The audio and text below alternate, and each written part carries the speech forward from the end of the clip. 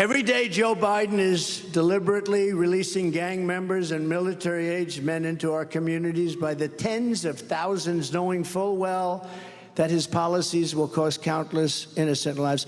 I'm not sure he does know, if you want to know the truth, because I really don't. I don't think he's a good person. I don't think he's a nice guy. I think he's a corrupt individual, but I don't think, and it has nothing to do with age. I know people from 80 to 90. I know one man from 80, he was a loser all his life.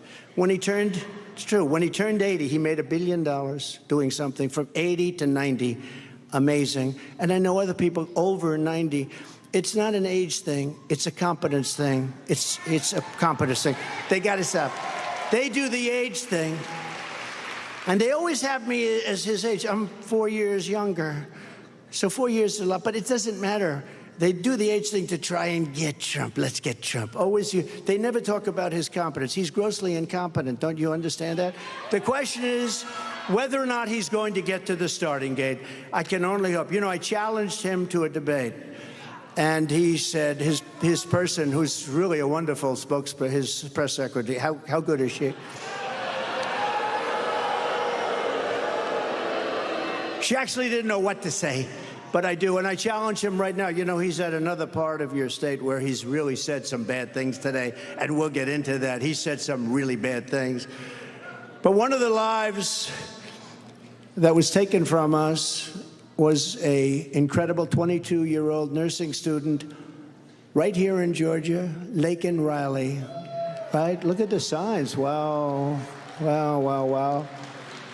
From the time she was in the first grade, Laken's dream was to spend her life caring for others. And I met her beautiful mother and family backstage, sister, friends, some of her friends, a roommate. They said she was like the best. She was always the best. They admit that she was the best. And she was the first in her class. She was going to be the best nurse. She was the best nursing student. She was always the best. She was the brightest light in every room, they told me, and she was the whole world to her parents and to her sister, and just to the whole family. Incredible. Then the unthinkable happened. 16 days ago, Laken went out for a morning jog. She was in great shape. She wanted to keep herself that way. And she never came back, never came back. They knew something was wrong. An illegal alien criminal who Joe Biden intentionally released into our country has been, and because he's released tens of thousands of people like this, tens of thousands, because you know they come from jails and they come from mental institutions. He released them into our country. Biden has implemented a formal policy that illegal aliens who intrude into the United States are granted immunity from deportation. Thus, when this monster showed up at our border, he was set free immediately under the program that Crooked Joe created. I call it free to kill. It's free to kill. On Thursday night, Joe Biden was confronted over this cruel policy. And what did Crooked Joe reply? And Marjorie, I have to say, you were very brave in trying to bring up a point. Very brave. Very brave. That takes courage. It's not easy to do, stand up and do that. That's not easy to do, Marjorie. We understand that. He got Laken's name wrong, calling her Lincoln. No. Mixing her up with the football coach, right? He got the name wrong, Lincoln. And when he asked, what about all the legal citizens who kill people, that's what he said. What about all the legal citizens? When he was asked, what about all the legal? In other words, making excuses. Then just moments ago, I don't know if you heard because you've all been waiting online for 2 days. But just moments ago, this was just before coming up, they just told me prior to what I'm doing right now, that Joe Biden went on television and apologized for calling Laken's murderer an illegal. He didn't want to call him illegal. He apologized.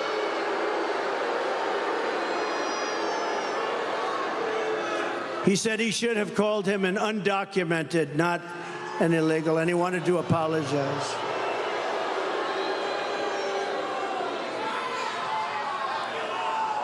He wanted to apologize. And, well, they have a new name, too. They have a new name that's even worse. They have a new name. You know what the new name is? Neighbor. They want to call him neighbor. They want to call him another name. Did you ever hear the other one? Newcomer. A newcomer to our country. Are we going crazy or what? Is this country going crazy? How about that one? Newcomer. The newcomer. No, he was illegal. And I say he was an illegal alien. He was an illegal immigrant. He was an illegal migrant. And he shouldn't have been in our country, and he never would have been under the Trump policy.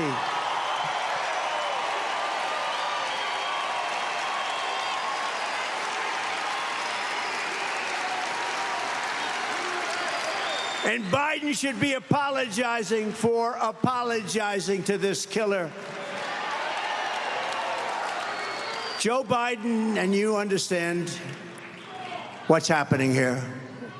Joe Biden has no remorse. He's got no regret. He's got no empathy, no compassion, and worst of all, he has no intention of stopping the deadly invasion that stole precious Laken's beautiful American life.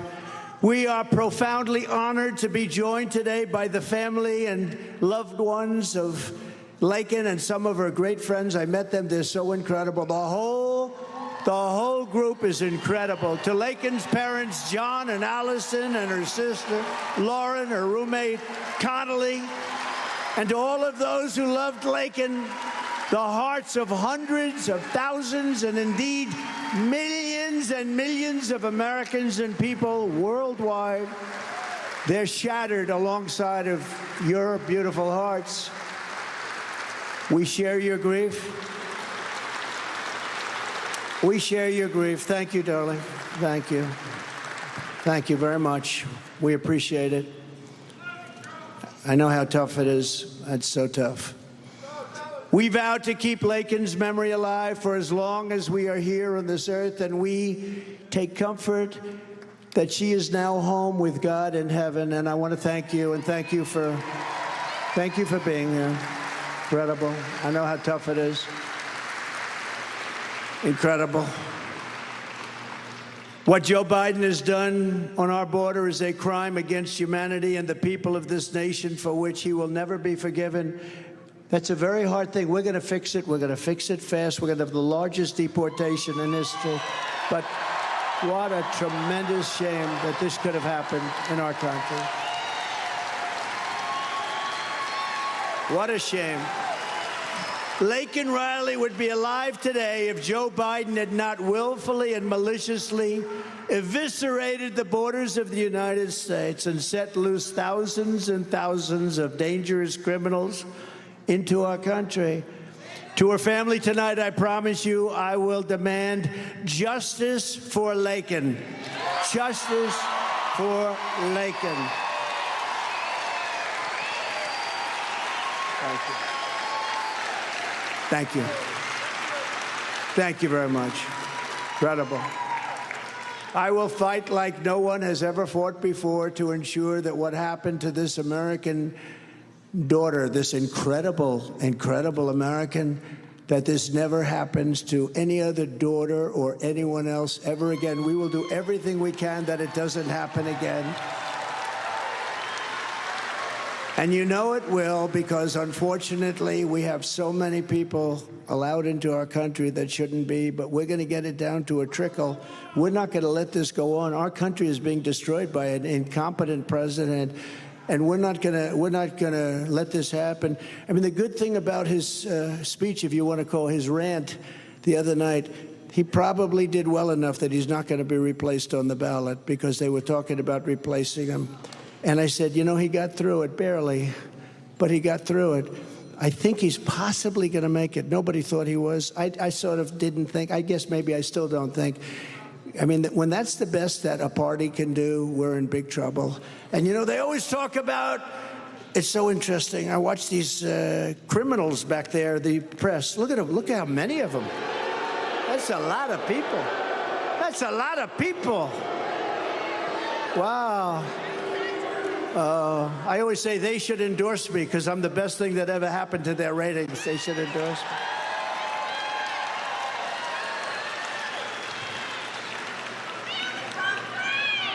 But I say it, and I say it all the time. I say we have to have a free press. We have to have an honest press in this country. They're like the police. We need our police. We need an honest press. We need free and fair elections. We don't have free and fair elections. We have very corrupt elections. And we need borders. And we had the safest border in the history of our country. Now we have the most unsafe border in the history of the world. But we need a free and fair press. And they're totally wise to you. You know, the people are wise to these people. And I'm not saying all of them. I'd say about 94.2% are bad. If you say to all Americans, I will seal the border, I'm going to do it. And I will stop this invasion, I'm going to do it. I will stop the killing. I will stop the bloodshed. I will end the agony of our people, the plunder of our cities, the sacking of our towns, the violation of our citizens, and the conquest of our country. They're conquering our country. These people are conquering our country. They're horrible people. You know, we have China, we have Russia, we have Kim Jong-un, we have all sorts of countries out there. But if you have a really capable president, like me, I mean, I will tell you, believe me, you were very safe. You were very safe. But the real problem is not from them. A competent president can handle them. You can say, really, you're going to do that to us? We're going to tariff the hell out of you. We're going to do this. Believe me, I had them all in good shape. They were all, you were never in any trouble. Kim Jong-un of North Korea, tough guy. But we had a great relationship. You know, they hate when they say that. You know why? Because you were very safe. You had a lot of nuclear weapons. And, you know, you have Putin now talking nuclear all the time, don't you? You know why? Because he knows we have an idiot as a president, and he can get away with that. He can get away with that. But the biggest threat we have, it's the threat from within. It's the radical left lunatics that we have in our country. That's a much bigger threat than outside threats, I will tell you right now. We can handle the outside pretty easily if you're smart. If you're stupid, they'll continue to rip you off. But the bigger threat is from what we have inside. Remember, I used to say, if we don't start changing, we're going to be Venezuela on steroids. That's where we're handling. We're heading right to it. I have that. Remember, Trump was right about everything, right? The hat. Trump was right. I don't want to be right about these things. You have to be careful, too, of World War III. I'm not going to let that happen. You're not going to have it. But right now, you're very close to a world war on this whole mess that we're in. When I left, we had no problem. Everybody was respecting us. They respected the president and they respected the country. We had no problem. Now we have problems all over the place.